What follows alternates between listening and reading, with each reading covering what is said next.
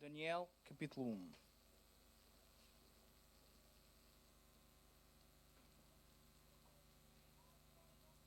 Daniel, capítulo 1, a partir do versículo 3. E diz assim a palavra do Senhor. Daniel 1, 3. E disse o rei a Aspenaz, chefe dos seus eunucos, que trouxesse alguns dos filhos de Israel e da linhagem real e dos nobres, mancebos em quem não houvesse defeito algum, formosos de parecer e instruídos em toda a sabedoria, sábios em ciência e entendimento no conhecimento, e que tivessem habilidade para viverem no palácio do rei, a fim de que fossem ensinados nas letras e na língua dos caldeus. E o rei lhes determinou a ração de cada dia, da porção do manjar do rei e do vinho que ele bebia, e que assim fossem criados por 3 anos, para que no fim deles pudessem estar diante do rei. E entre eles se achavam dos filhos de Judá, Daniel, Ananias, Misael e Azarias. E o chefe dos eunucos lhes propôs outros nomes, a saber, a Daniel pôs o de Beltesar, e a Ananias o de Cedraque, e a Misael o de Mesaque, e a Azarias o de Abednego. E Daniel assentou no seu coração não se contaminar com a porção do manjar do rei, nem com o vinho que ele bebia. Portanto, pediu ao chefe dos eunucos que lhe concedesse não se contaminar. Amém? Êxodo, capítulo 13. Versículo 17. Êxodo 13, 17.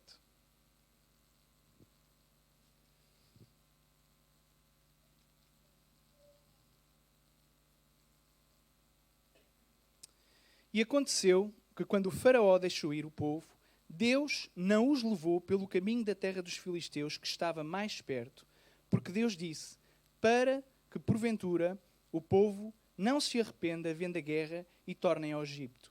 Versículo 18. Mas Deus fez rodar o povo pelo caminho do deserto, perto do Mar Vermelho, e subiram os filhos de Israel da terra do Egito, armados. Até aqui.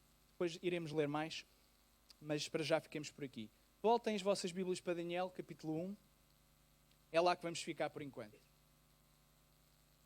Ser cristão ou viver uma vida cristã no mundo atual. É mais ou menos este o tema que eu trago aos irmãos. É interessante porque para que nós saibamos o que é ser cristão, ou melhor, para que nós saibamos que tipo de vida nós devemos viver enquanto cristãos, nós temos que saber muito bem o que é ser cristão, quais devem ser os nossos valores e, acima de tudo, que tipo de vida nós devemos ter. E é realmente fácil, ou relativamente fácil, por assim dizer, saber o que é que nós temos que fazer, de que forma é que devemos viver, se acreditarmos que a palavra de Deus ela é, de facto, a palavra de Deus.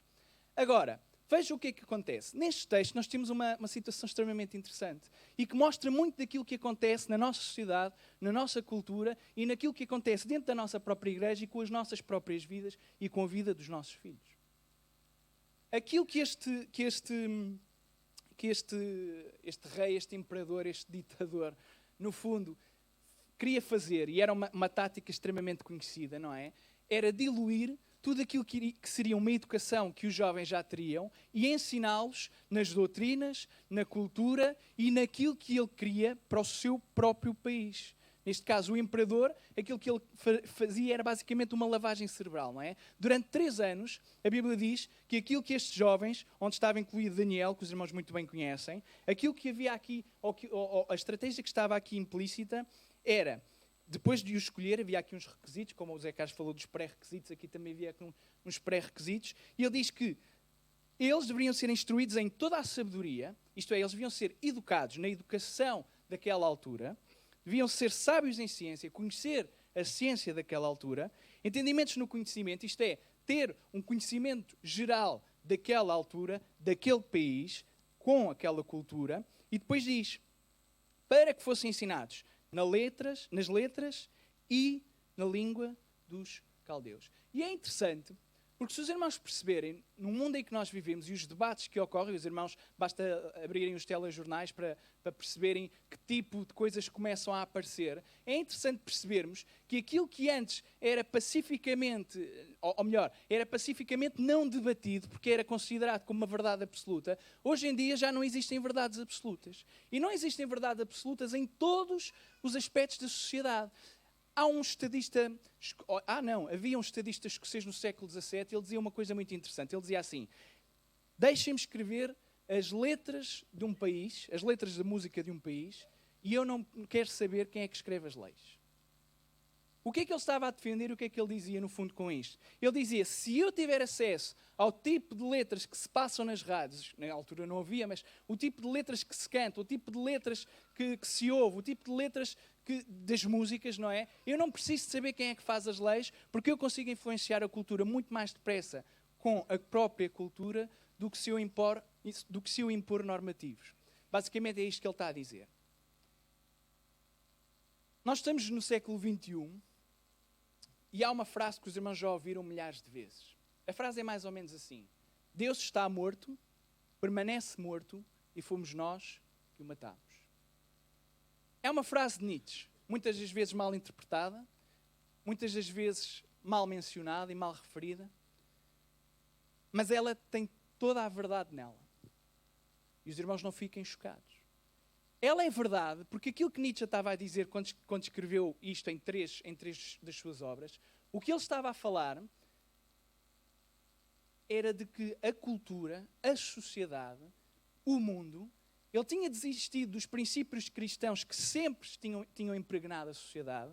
As sociedades, as mais modernas e as mais evoluídas, sempre foram aquelas que viveram apoiadas numa cultura cristã, com valores cristãos, e isto é inegável, é da história, é só analisarem a história e vejam que todas as nações mais progressistas foram aquelas que se apoiaram, basearam em cultura cristã e, no fundo, em valores associados como valores absolutos e valores cristãos, o valor da família, o valor do respeito, o valor de que Deus é soberano e está acima de todas as coisas. E quando Nietzsche escreve estas coisas, esta frase, Deus está morto e fomos nós que o matamos, quem poderá tirar o sangue das nossas mãos de crime tão grande que nós cometemos? Dizia ele que era impossível lavar. Ele estava a falar de que a sociedade ia entrar num mundo, ia entrar numa altura em que os princípios cristãos iriam ser todos desvalorizados. E porque eles iriam ser desvalorizados, irmãos, desculpem, porque eles iriam ser desvalorizados e iriam ser substituídos por outros valores quaisquer, ele diz que aquilo que iria imperar, e ele profetizou isto, é verdade, ele disse, o século XX, porque ele morreu já no século XX, mas era o início, o século XX, ele dizia, vai ser o século mais sangrento de toda a história. E para além de ser o século mais sangrento de toda a história, ele dizia, a sociedade vai entrar numa espiral de loucura e nunca mais se vai ouvir falar de tanta loucura como neste século. É curioso que Nietzsche morreu louco. 13 anos antes da sua morte, vendo lá um homem a bater num cavalo, tem um surto psicótico a tentar proteger lá o cavalo, ninguém sabe muito bem o que é que aconteceu, há teorias. Diz que ele teve um surto psicótico e desde esse dia em que ele viu alguém bater num cavalo, ele ficou completamente doido, até ao final da sua vida. Passaram 13 anos e ele acabou em loucura. Então, 2 profecias que foram cumpridas. O mundo, de facto, ia ficar louco, e ficou, e o século XX foi, de facto, o século mais sangrento que existe na memória da história. Embora nós já estejamos no outro século, veremos o que é que vai acontecer. Mas aquilo que Nietzsche profetizou de mal é interessante num sentido. É que aquilo que nós vivemos hoje é, no fundo, o reflexo desta expressão que Deus está morto, ecoando por todos os séculos até agora. Neste caso, por um século completo. E já estamos bem dentro do século XXI. E vejam, se um valor que é absoluto deixa de ser absoluto, se aquilo que é verdade, que é ser cristão, valores cristãos, e Deus é soberano acima de todas as coisas, isto deixa de ser a verdade, alguma coisa tem que substituir. E aquilo que Nietzsche queria combater era uma coisa chamada nihilismo, os irmãos esqueçam, mas a verdade é que ele próprio também era um nihilista, porque ele, sendo de descendente de pastores, desde o século XVII, que todos os homens da família de Nietzsche, o homem que disse Deus está morto, todos eles eram pastores. Portanto, os irmãos vejam, dois séculos praticamente, eram 200 anos. 200 anos, se os irmãos forem ver a história, é interessantíssimo. 200 anos de homens que eram pastores presbiterianos, e chega a Nietzsche, ele intitula-os como o anticristo. E ele sabia que nós, enquanto sociedade, tínhamos matado Deus no sentido da cultura, no sentido da sociedade, e dos valores que iriam imperar seriam outros quaisquer. E a verdade é que o que aconteceu é aquilo que nós vimos diante dos nossos olhos. Se não há um valor absoluto, existem valores relativos. E os valores relativos são subjetivos. Isto, para não confundir os irmãos, o que é que isto significa? Nós entramos finalmente numa coisa que se chama o nihilismo existencialista. Ou naturalista. Que é o quê? Não existe um valor absoluto. A vida em si mesma não faz sentido nenhum. E eu vivo como eu quero, porque eu sou fruto de um acaso. Não existe nenhum propósito maior para a minha vida. E se não existe um propósito maior para a minha vida, aquilo que eu tenho como propósito é aquilo que me faz feliz. Então nós passamos de uma sociedade em que existem valores cristãos que já tinham sido afetados pelo iluminismo, portanto, a questão da racionalidade e do empirismo, começou a aparecer as ciências e começou a haver muita dúvida, mas nós já não estamos nesta fase. Os irmãos não pensem que nós estamos na fase em que nós conseguimos conquistar alguém pela racionalidade. Muito pouca gente é conquistada pela racionalidade. Nós estamos numa época e numa sociedade em que aquilo que impera é que as minhas emoções elas são o meu Deus. E se a minha emoção é o meu Deus, eu tenho que fazer aquilo que muito bem me apetece. Porque eu sinto assim, eu faço assim. E o problema disto, os irmãos já conseguem ver. O problema disto é que se eu vivo com base em emoções, e se o meu valor é uma emoção, a única forma de eu impor a minha emoção a alguém, sabem como é que é? É apregoando uma coisa que se chama tolerância. Eu, para dominar alguém, só posso fazer o seguinte: eu sinto assim, eu sou assim, e tu tens que me aceitar como eu sou. Porque se tu não me aceitas, és intu. Ora, mas este princípio falha logo na sua gênese, porque é uma falácia. Porque se eu imponho ao outro a minha emoção, não estou eu a ser o intolerante se ele não me quiser aceitar. Mas a sociedade distorceu todas as coisas. Então o nihilismo está presente e nós hoje vemos aqui, os irmãos viram há pouco tempo os debates, agora é o debate da ideologia do género, não é? É o que está aí na praça, não é? Exatamente, é mesmo misericórdia, Deus tenha mesmo misericórdia. Mas agora os irmãos vejam. Há 2 anos ou 3 anos atrás, o Facebook, aqueles que conhecem o Facebook, pelo menos já ouviram todos falar do Facebook. Lá os engenheiros daquilo, acho eu que são programadores, não sei, hoje em dia é programadores, são engenheiros, são todos engenheiros para mim. E lá estão eles numa reuniãozinha e eles decidem, bem, isto de facto nós temos que ser uma sociedade mais aberta e o próprio Facebook tem que ser mais aberto e tem que ser mais tolerante com todas as expressões sexuais que possam haver. Então vamos fazer aqui uma opção e vamos criar aqui, em vez de quando se faz o registro, em vez de ser só sexo masculino, sexo feminino, vamos pôr aqui uma data de opções para que as pessoas se sintam incluídas nisto e não pensem que nós somos discriminatórios, nós não queremos discriminar ninguém. E acontece que, passado 1 hora de reunião, eles desistiram desta opção. Porquê? Porque depois de 1 hora de reunião, eles já tinham arranjado 70 tipos sexuais diferentes. 70 géneros. Numa hora. Ele disse, isto é impossível, vamos ficar aqui a tarde toda. Então eles criaram uma terceira opção, que é opcional. E depois cada pessoa escolhe aquilo que muito bem entender por lá. É esquisito. Mas veja o que acontece quando nós retiramos Deus da equação. Nós retiramos Deus da equação pensando que somos mais livres e ficamos aprisionados àquilo que é a nossa concepção de liberdade. Em vez de termos um Deus...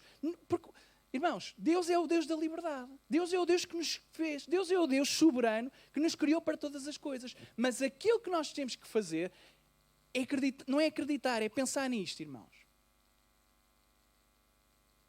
Se eu não tiver uma linha, um limite, e pisar o limite, para mim, deixa de haver barreiras, deixa de haver limites. Se eu deixar de ter limites, se eu deixar de acreditar que existe um limite, eu faço aquilo que muito bem quero. E no final, vou ser mais infeliz do que se tivesse limites. Agora os irmãos vejam, nunca a taxa de suicídio foi tão alta, nunca houve tantas depressões, nunca houve tanto sofrimento emocional, nunca houve também tantos psicólogos, também nunca houve tantos clientes para psicólogos e para psiquiatras como há hoje em dia. E a pergunta que se coloca é a seguinte: se a sociedade evoluiu, se Deus deixou fazer parte da equação e se era suposto ser isto o futuro e a felicidade humana, porque no dia em que acabasse a religião e acabasse Deus, nós íamos ser todos felizes, a pergunta que se impera, que se deve colocar a nós enquanto cristãos primeiramente, é: então porquê é que nós não somos mais felizes? Somos menos felizes. Então porquê é que a sociedade, em vez de caminhar para a felicidade, parece que caminha para o quê? Para a perdição e para a aniquilação rapidamente? Esta estratégia do nosso amigo Nabucodonosor é antiga. Aquilo que ele queria fazer com os jovens era, desculpem a expressão, engravidá-los pelos ouvidos.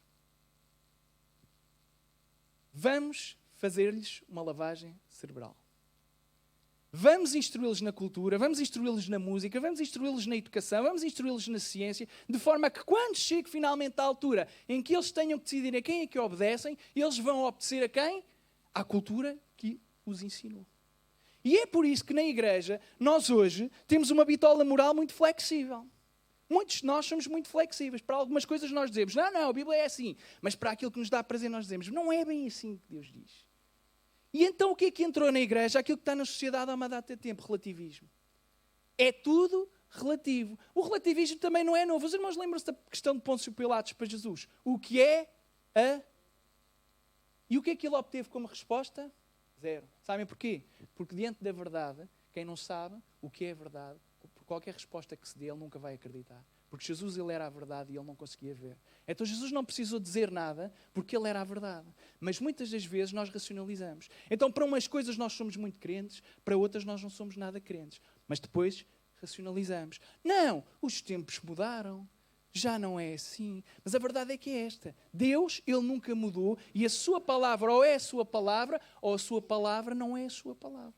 Ou a Bíblia é, e eu dizia isto na Serra da Luz, está ali o Pedro, eu dizia isto na Serra da Luz, ou a Bíblia é a palavra de Deus desde a primeira linha de Gênesis até à última de Apocalipse, ou a Bíblia contém a palavra de Deus. E quando eu entro que a Bíblia contém, eu começo a filtrar. E o que é que eu faço? Eu arranjo maneiras de aquilo que eu não gosto deixar de ser da Bíblia. Eu dizia isto também há umas semanas. Um dos textos que Lutero tinha mais dificuldade era com Tiago. Porque Tiago falava das obras e Lutero, ele tentou arranjar por todas as maneiras provas de que Tiago não podia pertencer ao cânon bíblico, porque aquilo desconstruía muitas das coisas que ele acreditava. Só pela graça, só pela graça, só pela graça. Ele dizia, não, as obras não entram aqui, as obras não podem entrar aqui. E Tiago, pumba, fala das obras. Diz, olha, é tudo bem, é pela graça, é verdade, mas mostra-me lá a tua fé sem obras. E ele não... Até o próprio Lutero, só para dizer o quê? Que nós somos iguais.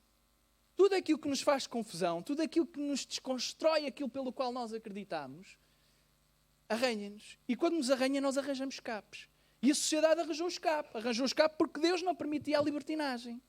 Deus tem a liberdade, mas não tem a libertinagem para nos dar. E a sociedade, e às vezes nós, não queremos liberdade, queremos libertinagem. Sem saber que a libertinagem é aquilo mesmo que nos vai condenar. E é por isso, muitas das vezes, que nós sofremos. Porque não encaramos que os princípios bíblicos eles sejam válidos para uma sociedade onde o racionalismo imperou durante séculos. E vejam onde o racionalismo nos levou.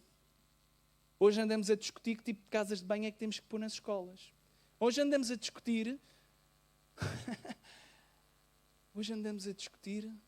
Como eu dizia também há uns meses atrás, na Suécia, um tribunal deu razão a um homem de 60 anos porque ele sentia que era uma menina de 6 e então o tribunal deu-lhe razão. Isto não é tanga. Eu fui ver as fontes, isto é verídico. Então o homem de 60 e tal anos, como dizia que ele sentia-se como uma menina de 5 ou de 6 anos, e ele queria entrar numa creche e queria que o cuidassem como fosse um menino e o tribunal deu-lhe razão e houve uma creche que o teve que aceitar. E ele hoje é uma menina. É uma piada, mas não tem piada nenhuma, porque se ele estivesse ao pé do meu filho, eu dizia-lhe a menina que ele era. Eu dizia-lhe, dava-lhe uns tautaus. Não fosse ele gostar depois. Faz lembrar uma outra piada.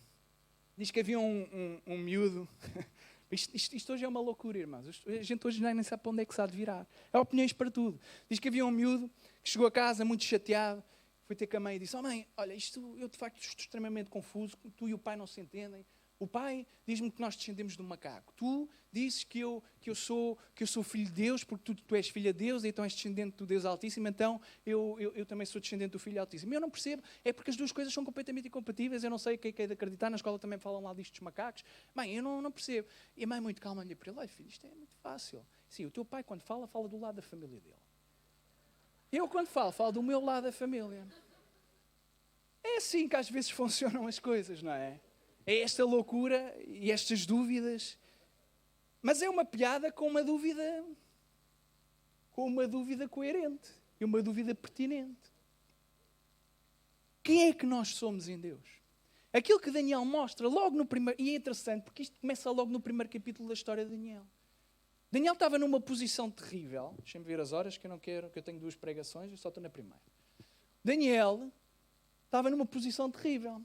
Porque apesar de ele preencher aqui uns pré-requisitos interessantes, ele até era formoso e tal, e até tinha muita sabedoria, ele tinha aquilo que se chama potencial tremendo. Aquele potencial que Nabucodonosor via em Daniel e nos seus amigos era um potencial que ele queria utilizar não para o bem, mas para a manipulação. Para os manipular e depois fazer deles instrumentos de manipulação para com os outros. É assim que a sociedade funciona. Se eu conquistar alguém, esse alguém vai conquistar outros. E de repente temos a sociedade toda corrompida porque não houve ninguém que tivesse a inteligência ou a sabedoria divina de fazer aquilo que Daniel faz logo no primeiro capítulo, assim que é chamado. Na primeira coisa que eles lhe fazem, que é: "Olha, as tuas instruções são a seguinte." Ele diz: "E Daniel manifestou no seu coração não se..." Sabem o que é isto? Bem, se não há linhas aqui, se não há fronteiras, se não há limites, eu traço os meus próprios limites. Mas como é que eu traço os meus limites? Eu só traço os limites se eu conhecer quem eu sou em Deus. Mas Daniel sabia quem ele era em Deus. Então ele traça o seu limite. E o seu limite é: olha, eu não me vou deixar manipular. E aquilo em que ele podia fazer, porque ele sabia que ia ter que aprender a ciência, ele sabia que ia ter que aprender a cultura, mas ele disse: naquilo que eu posso fazer, que é na comida, eu vou mostrar já e vou fazer já aqui o meu pé de guerra. Eu não vou comer daquilo que eles querem. Eu vou já mostrar que eu não comendo daquilo que eles querem, daquilo que é do rei, daquilo que o rei me quer meter, eu no final, e os meus amigos, aqueles que aceitarem, vamos ser ainda mais saudáveis, mais bem vistos do que os outros que estão a fazer segundo as regras do rei. E o que é que acontece? A verdade é que os limites não foram causa de ele falhar, mas foi pelos limites que ele foi bem sucedido. Quem sou eu em Deus? Esta é uma pergunta que assola os jovens e assola-nos às vezes a nós. Porque numa sociedade como esta, às vezes é difícil não termos crises de identidade. E perguntar: será que a Bíblia já não está ultrapassada neste assunto? Bom, é uma pergunta que faz algum sentido, mas é uma pergunta que tem uma resposta fácil. Ou eu acredito em Deus ou eu não acredito em Deus. Porque, irmãos, se a Bíblia não for ela toda a palavra de Deus, como é que nós arrumamos as questões da nossa fé? Como é que eu arrumo o meu relacionamento com Deus? Veja o que é que acontece. Se a Bíblia não for a minha bitola ou a minha bússola, aquilo que vai ser a minha bitola ou a minha bússola vai ser as minhas emoções e a forma como eu estou com Deus. Quando eu estou bem, e se Deus não me disser nada, é porque eu posso fazer. Mas se Deus me disser, então eu não faço. O problema é o seguinte: o problema é como nós estamos tão impregnados de cultura lá de fora, dentro de nós, aquilo que é a vontade de Deus, muitas das vezes nem sequer conseguimos perceber. E nós não entendemos que a vontade de Deus, a maior parte das vezes, não tem nada a ver com o bom senso. Nem tem nada a ver com a racionalidade. Porque muitas das vezes a vontade de Deus para a nossa vida leva a que nós tenhamos que tomar decisões que a nível racional, a nível emocional, elas não fazem sentido nenhum. Elas apenas fazem sentido do ponto de vista espiritual. Mas para que eu entenda o ponto de vista espiritual, eu tenho que ser uma pessoa espiritual. Mas para que eu seja uma pessoa espiritual, eu tenho que estar comprometido com Deus e Ele tem que ser soberano na minha vida. Paulo dizia isto mais ou menos por estas palavras. Quando ele falava acerca do mistério da cruz, que era escândalo, irmãos, lembram-se? Pensem lá na cruz. Do ponto de vista racional, a cruz faz algum sentido. E do ponto de vista emocional? Veja o que é que ela faz nos discípulos, do ponto de vista emocional. Destrói-os. Eles ficam completamente quebrados.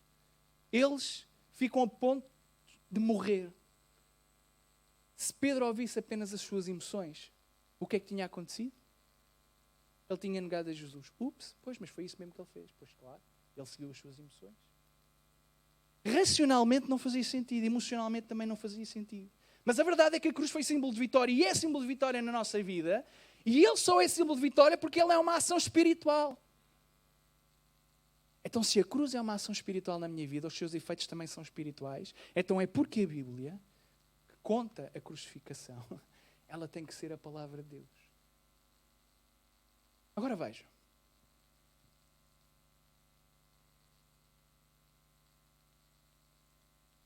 Havia um menino, outro menino,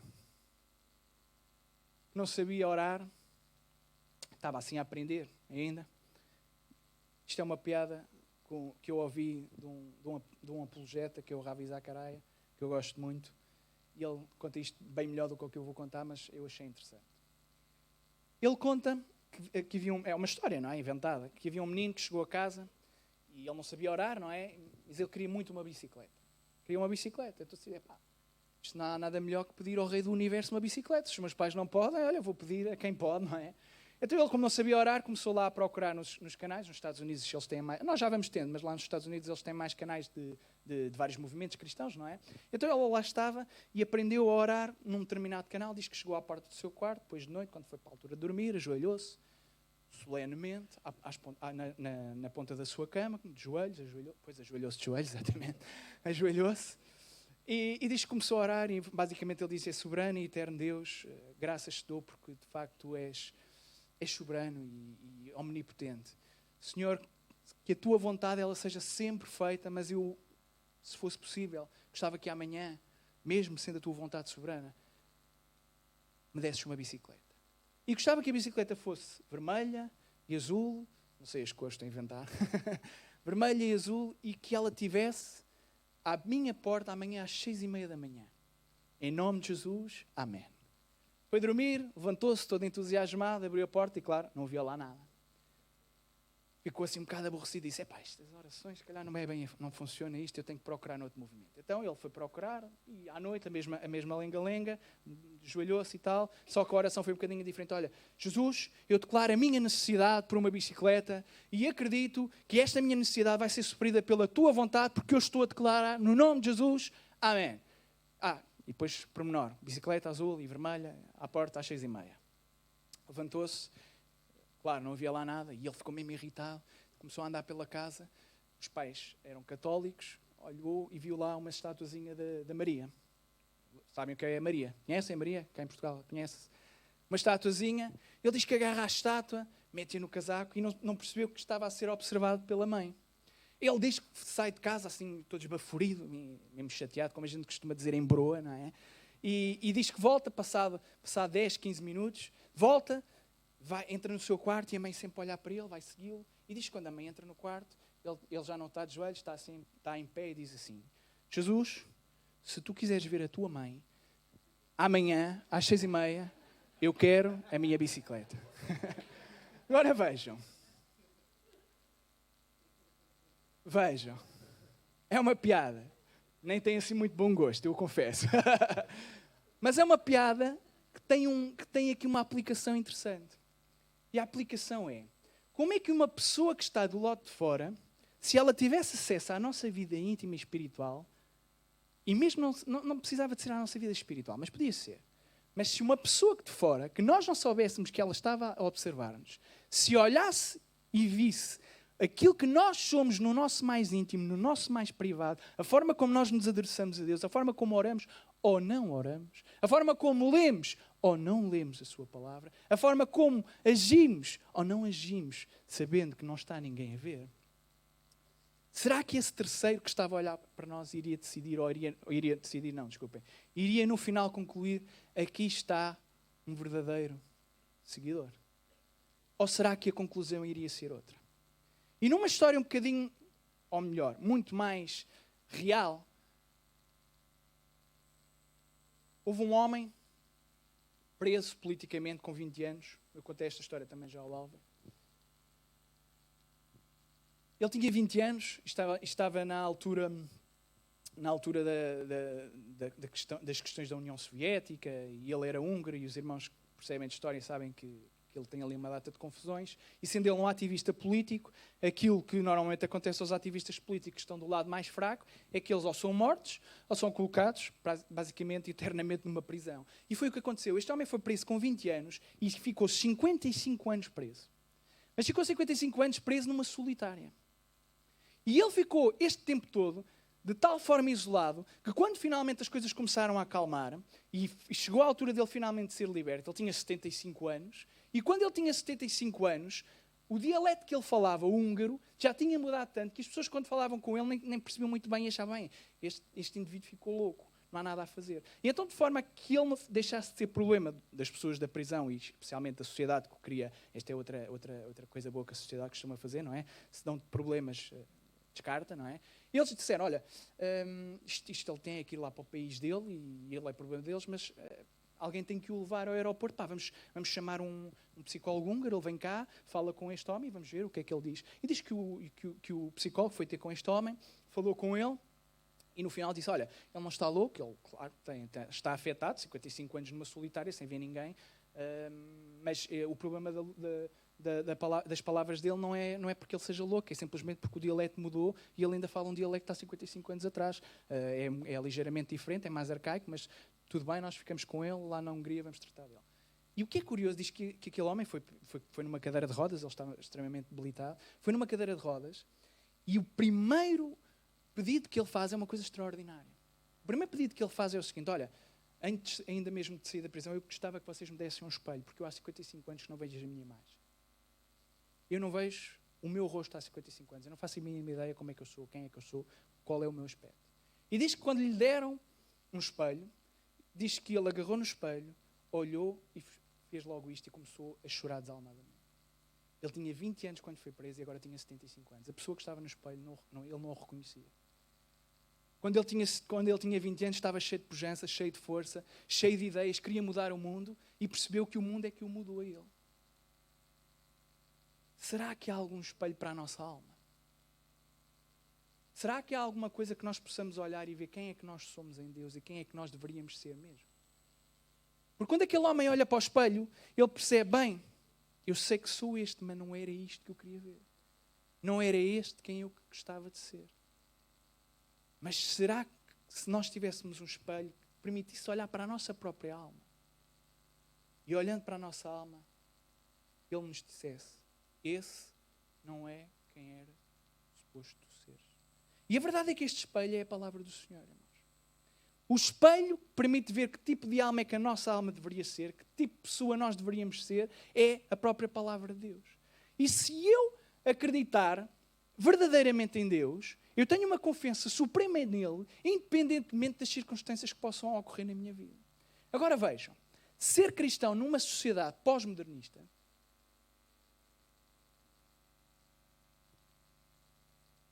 é difícil. Mas também o era numa época clássica. Também o era numa época moderna. Hoje é mais difícil porque se calhar somos nós que cá vivemos. Não sei, é provável que seja mais difícil. É provável. Mas há uma coisa que nunca muda. Em todas as épocas, em todas as alturas, em todas as circunstâncias, que é o nosso Senhor. E vejam, se eu não sei o que é o certo ou o que é o errado, há uma forma de saber que é pela sua palavra e obedecendo àquilo que a sua palavra bem diz. Agora vamos ao outro texto. Entrar na minha segunda, vou terminar já, mas vou entrar na minha segunda pregação. Os irmãos vejam. Esta história os irmãos conhecem muito bem. Israel estava no cativeiro, lá no Egito. Como tantas vezes esteve em cativeiro, aqui mais um episódio, ainda muito antes de Daniel, onde eles estão escravos.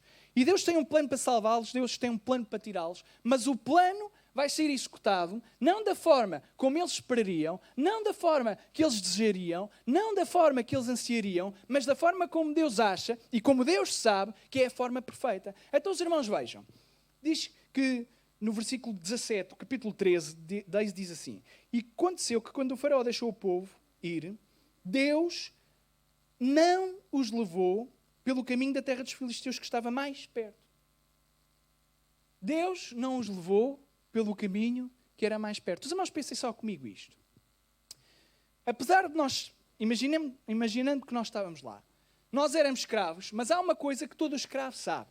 Todo escravo sabe qual é o caminho que tem que seguir quando um dia, ou se um dia puder sair. É uma coisa que todos os escravos sabem. Quando eu sair, sei que é para a direita ou para a esquerda. Eu sei qual é o melhor caminho, sei qual é o mais rápido. Os irmãos perguntam isto, por exemplo, a um presidiário. Se ele não sabe qual é que é o caminho para onde é que tem que ir quando sair da prisão. Mesmo que esteja lá uma data de anos. Ele sabe se é para a direita ou se é para a esquerda. Mesmo que as coisas tenham mudado. Ele sabe para que lado é que ele quer ir. Porque ele tem muito tempo para pensar nisso. Então ele sabe, quando sair da porta, qual é o lado que tem que ir. E um escravo é a mesma coisa. Eles sabiam muito bem que quando Deus lhes dissesse que não era para ir pela direita, mas era pela esquerda, que eles não estavam a ir pelo caminho que era o racional, estavam a ir contra o seu intelecto e para obedecer eles tinham que estar contra a sua própria emoção. Porque emocionalmente não lhes apetecia muito, e em verdade por um caminho que levava para o deserto e não por um caminho que levava para aquilo que supostamente era a terra. Mas vejam, nós sabemos que Deus diz assim, para que porventura o povo não se arrependa, vendo da guerra e tornem ao Egito. Significa que Deus tinha uma razão pela qual Ele não queria que eles fossem pelo caminho mais curto. Porque diz que se eles fossem pelo caminho mais curto, eles voltariam exatamente ao destino onde Deus queria... Destino não. Voltariam exatamente à origem de onde era suposto não estarem. De onde Deus os queria tirar. Então Deus não os deixou ir pelo caminho que eles gostariam, pelo caminho que supostamente seria o mais rápido, pelo caminho que racionalmente fazia sentido, porque se eles fossem pelo caminho que fazia sentido, eles iriam perder e iriam ficar exatamente na origem, no sítio onde Deus não queria que eles estivessem, que era a escravidão. Porque Deus queria tirá-los do quê? Então o caminho racional levava outra vez para o caminho sem limites, o caminho mais rápido, leva sempre de volta a... Mas Deus não lhes disse porque é que não queria que eles fossem por ali. Eles não sabiam. Eles só sabiam que racionalmente fazia sentido ir por ali, emocionalmente também fazia sentido, mas espiritualmente eles não sabiam que aquele lado levava-os de volta à escravidão. Aquele caminho tinha como conclusão, novamente, a escravidão. Eles não sabiam disto. É fácil criticar, mas nós passamos isto na nossa vida. Muitas das vezes Deus tem um propósito e as coisas acontecem na nossa vida e nós dizemos, Deus, que é isto? Mas não era suposto isto acontecer. Tu disseste lá que a tua promessa na minha vida, ou o que for na vida dos irmãos, não é? Não sei. Mas e o que é que isto tem a ver com a promessa? Parece que não tem nada a ver com a promessa, porque nós não sabemos o que é que está em questão. Porque às vezes as questões são espirituais e não têm a ver com a razão e a emoção. Porque são a razão e a emoção que muitas das vezes nos aprisionam naquilo que Deus quer fazer. E onde há obediência, tem que haver obediência independentemente de eu me sentir confortável ou não. Independentemente de eu achar que faz sentido ou não. A obediência a Deus é custe o que custar. É isto que nós dizemos no batismo. Mas às vezes são só palavras, ocas rapidamente vão. Porque aquilo que é a minha emoção impele-me a fazer algo que às vezes não tem nada a ver com aquilo que Deus quer para a minha vida. Porque eu estou mais preocupado com o meu prazer e com o meu bom conforto do que estou preocupado em obedecer a Deus. E isto acontece porque muitas das vezes nós duvidamos que Deus tem o melhor para a nossa vida. Isto acontece porque muitas das vezes nós duvidamos que Deus, Ele é soberano e Ele nos ama muito mais do que nós próprios nos amamos. Agora os irmãos vejam, mesmo para concluir. Vou usar aqueles 5 minutos, agora faltam 3. Tá? Eu tinha combinado aqui com o pastor. Tem 4, 41 no meu relógio, 4 minutos. Se eu falhar, o pastor faz-me um olhar fulminante e eu calmo logo. Só para dizer isto, é só mais um pontinho. Eu fui ambicioso, devia ter ficado por uma pregação. Mas eu quero juntar as duas ainda, portanto, eu vou mesmo terminar. Os irmãos vejam. Depois desta situação, eles não sabem, eles vão obedecer. E de repente, o capítulo 14 diz uma coisa tremenda. Versículo 1, eu vou ler. Então falou o Senhor a Moisés, eles começam a ser guiados pelo caminho, que não é o caminho que eles queriam racionalmente, e de repente diz, então falou o Senhor a Moisés dizendo, fala aos filhos de Israel que voltem e acampem diante de Piairote, entre Migdol e o mar, diante desta coisa, não vou ler que é para despachar, é isso, mas eu não quero ler. Em frente dele, assentareis o campo junto ao mar. Vejam só isto. E eu vou concluir com isto. Deus leva-os para o caminho que racionalmente não faz sentido, a seguir, pede-lhes outra coisa irracional. Sabendo ele que os egípcios, e eles também já sabiam que os egípcios estavam atrás deles, Deus pede para eles se levantarem e irem acampar junto ao mar. Ora, a não ser que eles sejam todos uns nadadores exímios, eles estão basicamente tramados. Porque Deus está-lhes a pedir outra coisa que racionalmente e emocionalmente não faz sentido nenhum. É que atrás deles está um exército de milhares e milhares de pessoas com um armamento bem maior que eles, e carros e cavalos, e eles não têm cavalos também, e nem camelos. Às vezes eu acho que eles é que achavam que eram os camelos todos carregados, mas é uma parte, esqueçam. Deus pede-lhes para eles se levantarem e irem acampar num sítio onde à frente deles existe um obstáculo e onde atrás deles existe alguém que os quer matar. E Deus coloca-os entre a espada e a parede. E nós perguntamos, mas que Deus de amor é este? Racionalmente não faz sentido, emocionalmente nós dizemos, isto é um Deus que não nos ama. Isto é um Deus que não quer saber de mim. Porque Deus olha a minha angústia, olha o que está diante de mim, olha o que está atrás de mim. Não há escapatória. E é interessante, porque quando eles começam a mandar vir, tenho que ler isto, irmãos, desculpem. É mesmo o último versículo. Acho eu. Não, é o último. Diz assim... Versículo, não é o último versículo, são os últimos versículos. E disseram a Moisés, não havia sepulcros no Egito para nos tirares de lá, para que morramos neste deserto? Porque nos fizeste isto, que nos tens tirado do Egito. Isto é emoção e racionalidade aqui ao mesmo tempo. Porquê? E a forma como eles entoam é emoção. Não é esta a palavra que temos falado no Egito, dizendo, deixa-nos que sirvamos aos egípcios, pois melhor é servir aos egípcios do que morrermos no deserto. Vejam como nós somos. Não é como eles são, é como nós somos. Rapidamente desistimos. Moisés, porém, disse ao povo, não temais, estai quietos e vede o livramento do Senhor que hoje vos fará. Porque aos egípcios que hoje viste, nunca mais vereis para sempre. O Senhor pelejará por vós, e depois diz, e vai-vos calar.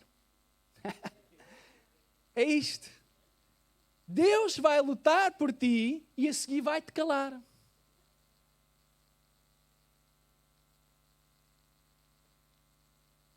E depois diz o Senhor, Moisés, porque clamas a mim? Diz ao povo para se levantar e avança. Mas ao mar, avança. E o que é que acontece? Os irmãos sabem. Eles avançaram, o mar abriu, eles passaram, olharam para trás e pronto. E houve ali uma data deles a fazer surf, mas a prancha caiu e eles... Bloco. Terminando, conclusão. Numa sociedade que nos impele à emoção e à racionalidade, e que nos impele a fazer, faz aquilo que muito bem entendes e que te faz feliz. A verdade é que fazer aquilo que nós muito bem queremos nunca nos faz feliz. E obedecer a Deus, mesmo nas piores circunstâncias, traz o livramento e faz com que aquilo que eu obedeço a Deus produza em mim a verdadeira felicidade. Porque nós fomos criados para obedecer ao Senhor. Não no sentido de Ele agora é o meu Senhor. Não, o próprio Jesus diz que, olha, não vos considero mais servos, agora são meus. Um Deus considerar-nos amigos. Coisa tremenda. E é isto que eu gostava de deixar aos irmãos. Nós somos amigos de Deus. Numa sociedade que não tem amigos. E isto é um privilégio. Sermos família onde as famílias estão destruídas. Sermos amigos onde há traição. Sermos fiéis a Deus onde aquilo que impera na sociedade é deslealdade. É tremendo, não é? Deus ricamente os abençoe, pastor.